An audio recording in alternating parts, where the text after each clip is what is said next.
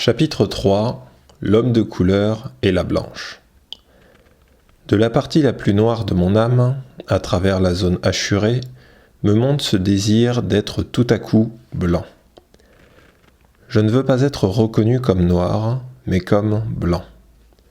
Or, c'est là une reconnaissance que Hegel n'a pas décrite. Qui peut le faire sinon la blanche ? En m'aimant, elle me prouve que je suis digne d'un amour blanc. On m'aime comme un blanc. Je suis un blanc. Son amour m'ouvre l'illustre couloir qui mène à la prégnance totale. J'épouse la culture blanche, la beauté blanche, la blancheur blanche. Dans ces seins blancs que mes mains ubiquitaires caressent, c'est la civilisation et la dignité blanche que je fais mienne. Il y a une trentaine d'années, un noir du plus beau teint, en plein coït avec une blonde incendiaire, au moment de l'orgasme, s'écria « Vive Schœlcher !» Quand on saura que Schœlcher est celui qui a fait adopter par la Troisième République le décret d'abolition de l'esclavage, on comprendra qu'il faille s'appesantir quelque peu sur les relations possibles entre le noir et la blanche.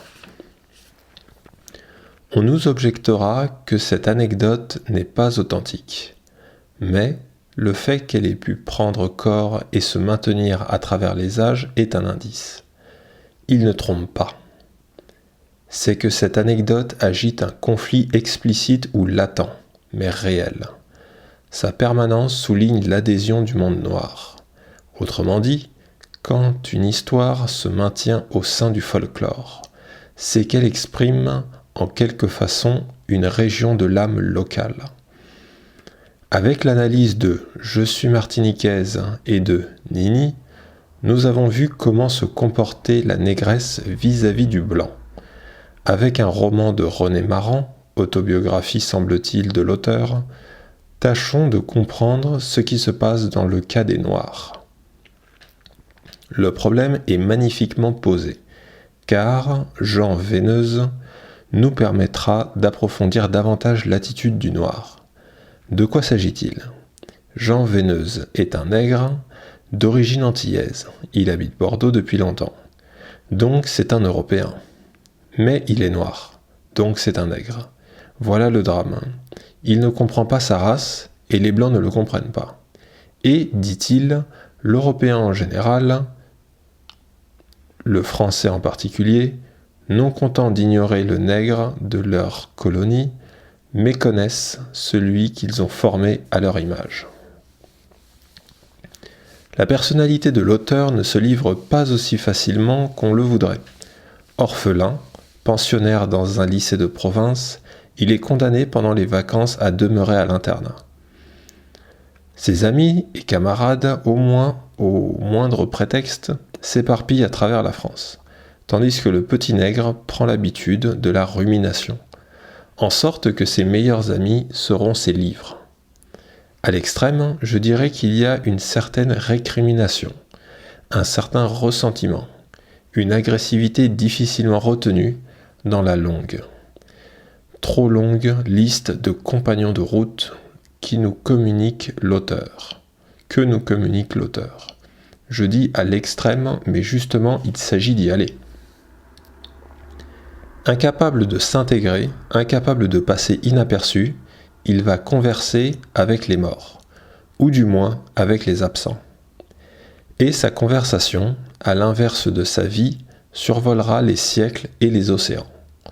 Marc Aurèle, Joinville, Pascal, Pérez, Galdós, Rabindranath Tagore. S'il nous fallait donner coûte que coûte une épithète à Jean Veineuse, nous en ferions un introverti. D'autres diraient insensible, mais insensible qui se réserve la possibilité de gagner sur le plan de l'idée et de la connaissance. C'est un fait, ses camarades et amis l'estiment beaucoup. Quel rêveur incorrigible, c'est un type, vous savez, que mon vieil ami Veineuse. Il ne sort que des bouquins, que pour couvrir de griffonnage son carnet de route. Il ne sort de ses bouquins que pour couvrir de griffonnage son carnet de route.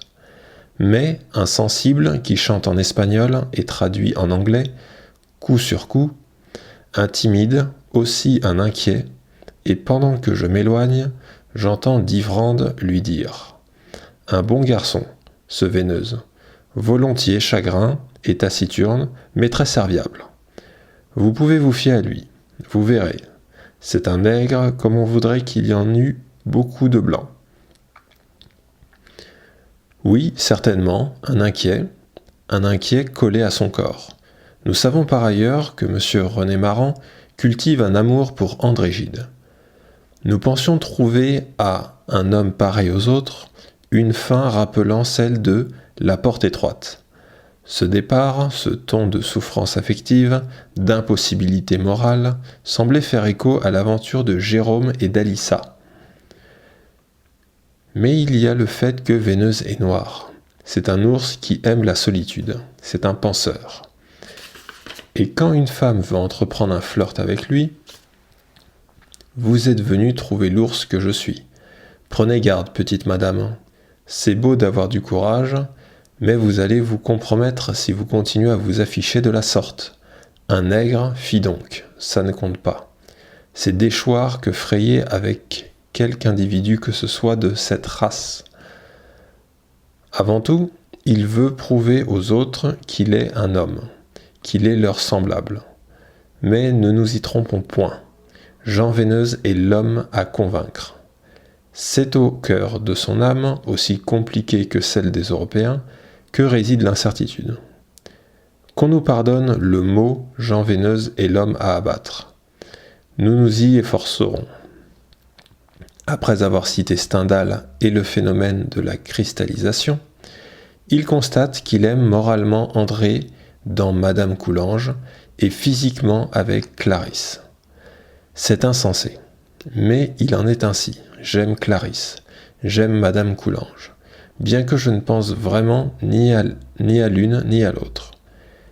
Elles ne sont pour moi qu'un alibi me permettant de me donner à moi-même le change. J'étudie André en elle et apprends à la connaître par cœur. Je ne sais pas, je ne sais plus. Je ne veux pas chercher à savoir quoi que ce soit. Ou plutôt, je ne sais plus qu'une chose, c'est que le nègre est un homme pareil aux autres, un homme comme les autres, et que son cœur, qui ne paraît simple qu'aux ignorants, est aussi compliqué que peut l'être celui du plus compliqué des Européens. Car la simplicité nègre est un mythe forgé par des observateurs superficiels. J'aime Clarisse, j'aime Madame Coulanges, et c'est André Mariel que j'aime. Elle seule, pas une autre. Qui est André Mariel ? Vous savez, la fille du poète Louis Mariel. Mais voilà, ce nègre, qui par son intelligence et son travail assidu, s'est élevé à la réflexion et à la culture de l'Europe, est incapable de s'évader de sa race. André Mariel est blanche. Toute solution semble impossible. Pourtant, la fréquentation de Paillot, Gide, Moréas et Voltaire avait semblé anéantir tout cela. De bonne foi, Jean Veineuse a cru à cette culture et s'est mis à aimer ce nouveau monde découvert et conquis à son usage. Quelle erreur était la sienne ? Il a suffi qu'il prenne de l'âge et qu'il aille servir sa patrie adoptive au pays de ses ancêtres pour qu'il en arrive à se demander s'il n'est pas trahi par tout ce qui l'entourait. Le peuple blanc ne le reconnaissant pas pour sien, le noir le rognant presque. Jean Veineuse, se sentant incapable d'exister sans amour, va le rêver.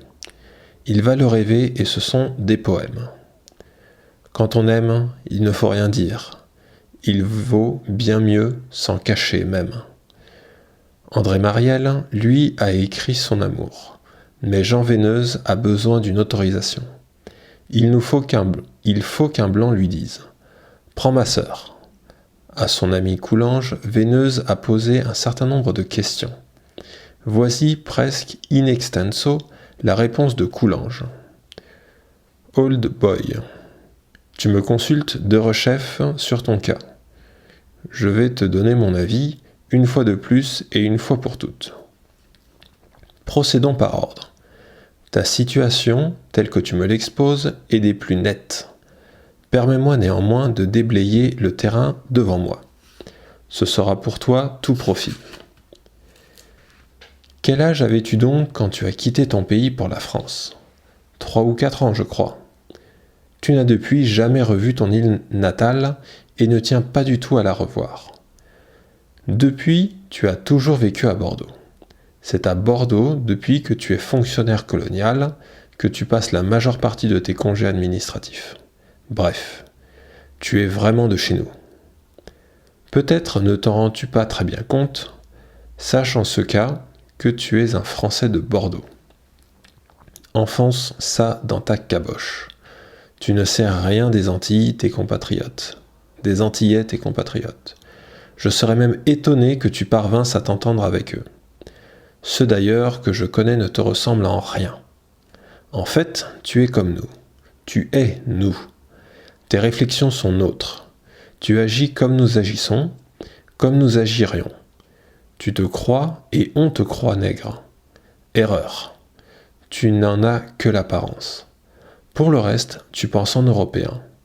D'où il est naturel que tu aimes comme l'européen. L'européen n'aimant que l'européenne, tu ne peux guère épouser qu'une femme du pays où tu as toujours vécu. Une fille du bon pays de la France, ton vrai, ton seul pays. Ceci étant, passons à ce qui fait l'objet de ta dernière lettre. D'un côté, il y a un nommé Jean Veineuse, qui te ressemble comme un frère. De l'autre, mademoiselle André Marielle.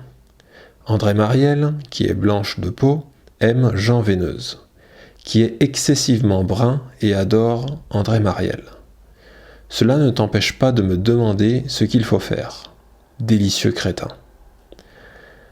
De retour en France, précipite-toi chez le père de celle qui en esprit déjà t'appartient, écris-lui en te frappant le cœur avec un bruit sauvage.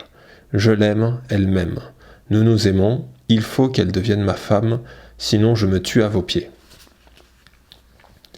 Sollicité, le blanc accepte donc de lui donner sa sœur, mais à une condition. Tu n'as rien de commun avec les véritables nègres. Tu n'es pas noir, tu es excessivement brun. Ce processus est bien connu des étudiants de couleur en France. On refuse de les considérer comme d'authentiques nègres. Le nègre, c'est le sauvage, tandis que l'étudiant est un évolué. Tu es nous, lui dit Coulanges. Et si on te croit nègre, c'est par erreur. Tu n'en as que l'apparence. Mais Jean Veineuse ne veut pas. Il ne peut pas, car il sait. Il sait qu'enragé de cet humiliant ostracisme, mulâtre du commun et nègres n'ont qu'une pensée dès qu'ils sont en Europe, assouvir l'appétit qu'ils ont de la femme blanche. La plupart d'entre eux, et parmi eux, ceux qui, plus clairs de teint, vont souvent jusqu'à renier et leur pays et leur mère, y font moins des mariages d'inclination que des mariages où la satisfaction de dominer l'européenne est pimentée d'un certain goût d'orgueilleuse revanche. Alors, je me demande s'il n'en est pas de moi comme de tous, et si en me mariant avec vous, qui êtes une européenne, je n'aurais pas l'air de proclamer que non seulement je dédaigne les femmes de ma race, mais qu'attiré par le désir de la chair blanche, qui nous est défendue à nous autres nègres depuis que les hommes blancs règnent sur le monde, je m'efforce obscurément de me venger sur une européenne de tout ce que ses ancêtres ont fait subir aux miens au long des siècles. Que d'efforts pour se débarrasser d'une urgence subjective. Je suis un blanc, je suis né en Europe, tous mes amis sont blancs. Il n'y avait pas 8 nègres dans la ville que j'habitais. Je pense en français, ma religion est la France. M'entendez-vous ? Je suis européen, je ne suis pas un nègre. Et pour vous le prouver, je m'en vais, en tant que commis civil, montrer aux véritables nègres la différence qui existe entre eux et moi. En effet, relisez attentivement l'ouvrage. Vous serez convaincus. Qui frappe à la porte ? Ah, c'est vrai. C'est toi, Soi ? Oui, commandant. Que me veux-tu ? L'appel. 5 gardes dehors. 17 prisonniers, manque personne. À part ça, rien de neuf. Pas de nouvelles du courrier ? Non, mon commandant. Monsieur Veineuse a des porteurs. Il a une jeune négresse dans sa case. Et au nègre, qui semble regretter son départ, il semble que la seule chose à dire serait « Allez-vous-en, allez-vous-en. Voyez, je suis malheureux de vous quitter. Allez-vous-en. Je ne vous oublierai pas. Je ne m'éloigne de vous que parce que ce pays n'est pas le mien et parce que je m'y sens trop seul. Trop vite, trop privé de tout ce confort qui m'est nécessaire et dont vous n'avez pas besoin encore. Heureusement pour vous. » Quand nous lisons de telles phrases, nous ne pouvons nous empêcher de penser à Félix Éboué, d'un noir incontestable, qui, dans les mêmes conditions, comprit son devoir d'une toute autre façon. Jean Veineuse n'est pas un nègre, ne veut pas être un nègre. Pourtant, à son insu, il s'est produit un hiatus. Il y a quelque chose d'indéfinissable, d'irréversible, véritablement le That Within de Harold Rosenberg. Louis T. Achille, dans sa communication aux rencontres interraciales de 1949, disait « Pour ce qui est du mariage principalement interracial, on peut se demander dans quelle mesure il n'est pas quelquefois, pour le conjoint coloré, une sorte de consécration subjective de l'extermination à lui-même et à ses propres yeux du préjugé de couleur dont il a longtemps souffert. Il sera intéressant d'étudier cela dans un certain nombre de cas et peut-être de chercher dans ce mobile confus la raison de certains mariages interraciaux réalisés en dehors des conditions normales des ménages heureux. Certains hommes ou certaines femmes épousent en effet, dans une autre race, des personnes d'une condition ou d'une culture inférieure à la leur, qu'ils n'auraient pas souhaité comme conjoints dans leur propre race et dont le principal atout semble être une garantie de dépaysement et de déracialisation, l'horrible mot, pour le conjoint. Chez certaines personnes de couleur, le fait d'épouser une personne de race blanche semble avoir primé toute autre considération. Elles y trouvent l'accession à une égalité totale avec cette race illustre, maîtresse du monde, dominatrice des peuples de couleur. Historiquement, nous savons que le nègre coupable d'avoir couché avec une blanche est castré. Le nègre qui a possédé une blanche est fait tabou par ses congénères. C'est une facilité pour l'esprit de faire exact ce drame d'une préoccupation sexuelle. Et c'est bien ce à quoi tend l'archétype de l'oncle Rémus. Frère Lapin, qui représente le noir, arrivera-t-il ou non à coucher avec les 2 filles de Madame Meadows ? Il y a des hauts et des bas. Tout cela compté par un nègre riant, bonhomme, jovial, un nègre qui offre en souriant.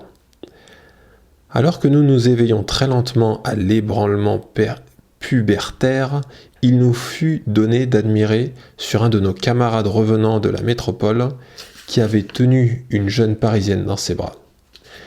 Dans un chapitre spécial, nous essaierons d'analyser ce problème. Nous entretenons récemment, avec quelques Antillais, nous apprîmes que le souci le plus constant de ceux qui arrivaient en France était de coucher avec une blanche. À peine arrivés au Havre, ils se dirigent vers les maisons closes. Une fois accompli ce rite d'initiation à l'authentique virilité, ils prennent le train pour Paris.